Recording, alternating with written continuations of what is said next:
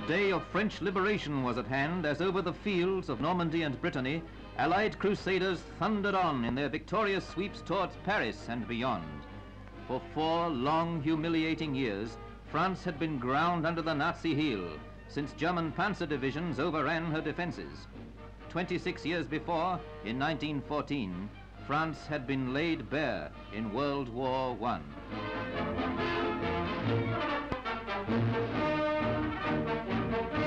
Foch was their hero, Pétain his brilliant right-hand man, and Foch, Generalissimo of 1918. At Versailles, the victorious Allies planned their peace, but not one of France's making, though she stood to lose most should a militant Germany rise again. President Wilson's 14 points became Clemenceau's cross. The tiger demanded a disarmed Germany. Posterity was later to see the clarity of his vision, the soundness of his judgment. Through the turbulent French history of the past 75 years, Paris escaped sacking by the enemy, although it was twice forced to capitulate to German armies. In World War I, it was its taxi drivers who saved the day by rushing troops to the Marne. Paris, the soul of France, the city of culture. The River Seine whispers of its charm. The Cathedral of Notre Dame stands witness to its beauty. Napoleon's Arc de Triomphe speaks of its past glories. Paris, the city where people of every class know how to enjoy their leisure. Paris, the city of fashion and wealth, where past and present mix in colorful parade.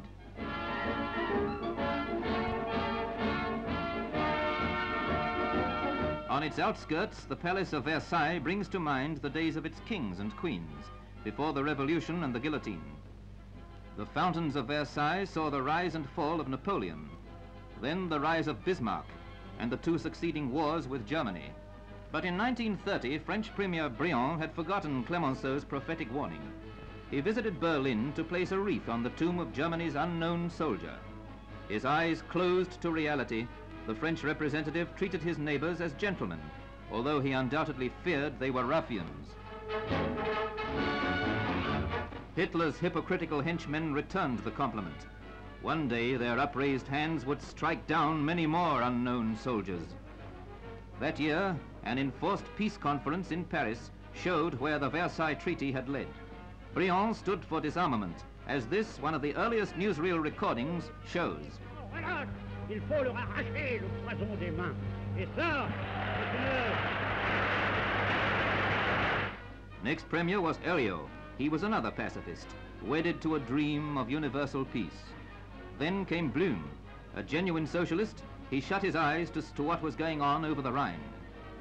France's Marshal Foch had been laid to rest in the mausoleum beside the remains of the great Napoleon by the field of Mars.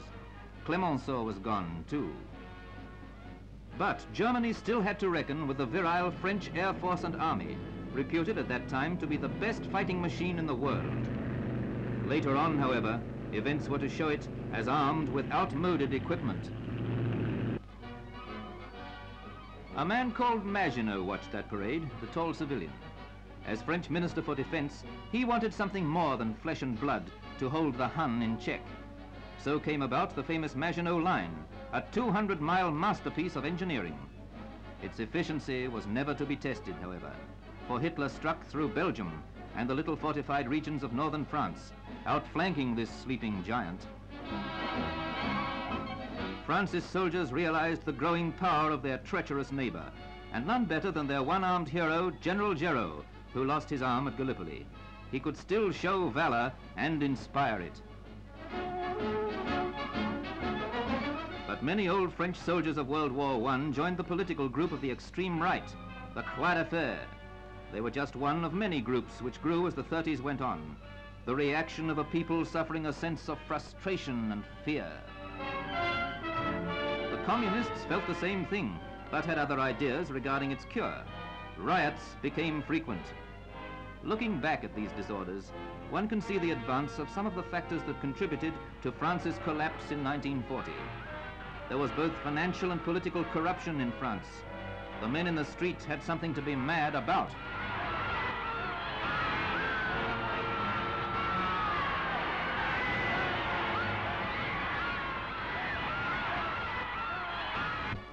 But they still had staunch friends across the Channel. The occasion of the King and Queen's visit to Paris was one both of rejoicing and splendor.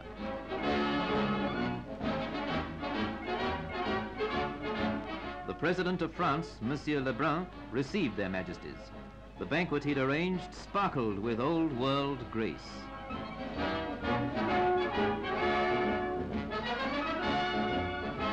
Other facets of France's glory parade before them. Military cadets, France's counterpart to Sandhurst or West Point, represented the homeland. The spies, France's African empire.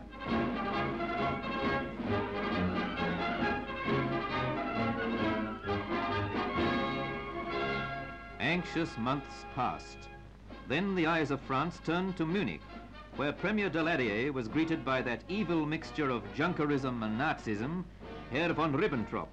The Four-Power Pact was being drawn up. Daladier had undertaken his mission with extreme reluctance. Would this pact with the devil give France a reprieve from war?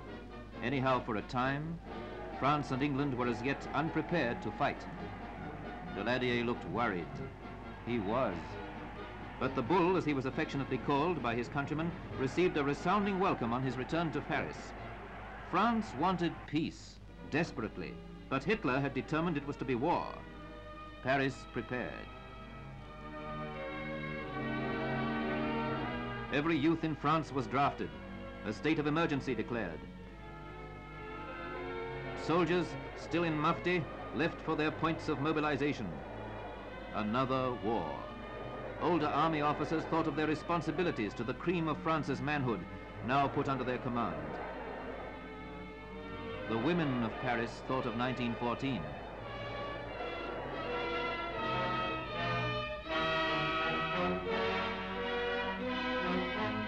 So to the Rhine. The Germans on the far bank, the French on the near.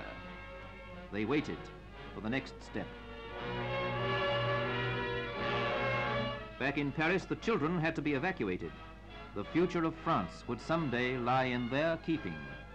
Hitler would take his toll of fighting men at the front, but not of these little ones if France could help it. They must be taken out of range of German dive bombers.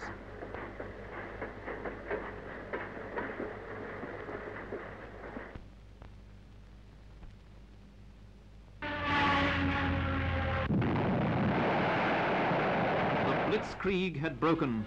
Inadequately supplied poilus engulfed. In a matter of days, civilian France was at the mercy of a power-crazed madman.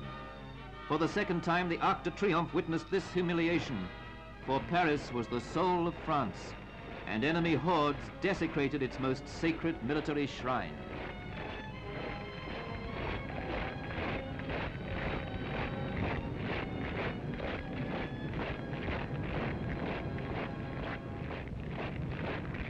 In the same railway carriage in which the armistice of 1918 was signed, Frenchmen were called upon to sign away their liberty.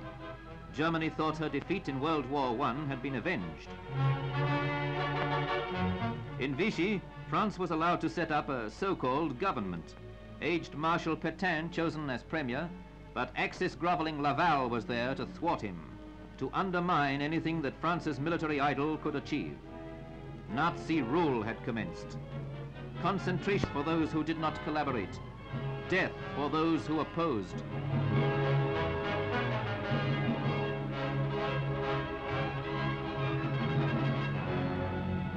French standards, symbolic of the nation's honor, sailed for safekeeping in French African territory. France must rise again. In England, de Gaulle thought so too. This brilliant and gallant officer rallied round him those French who were free. The spirit of the great Foch was to be the guiding star. So was reborn the Cross of Lorraine. Simultaneously, inside France, the Maquis movement came into being. Youth that would not bow to the conqueror took refuge in the hill country, where precious equipment was collected against the day of deliverance. The underground movement spread in every city and hamlet. Liberation was on the way.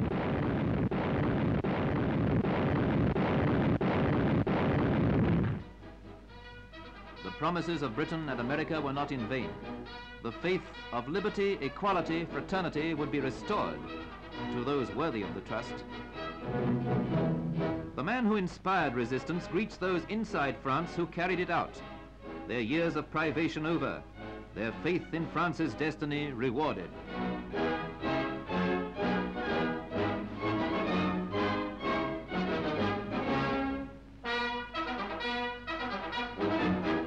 For those who collaborated with the Hun, it's another story. Women found guilty are branded with the French mark of ignominy.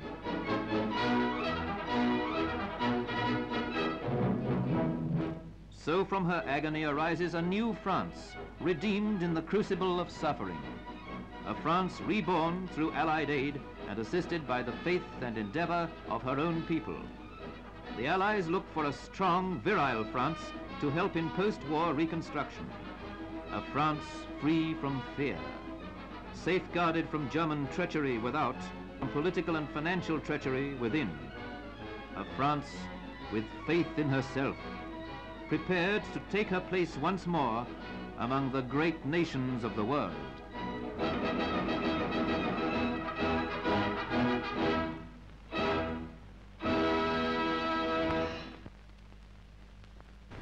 En la costa del Canal de la Mancha, en la madrugada del 19 de agosto, tropas inglesas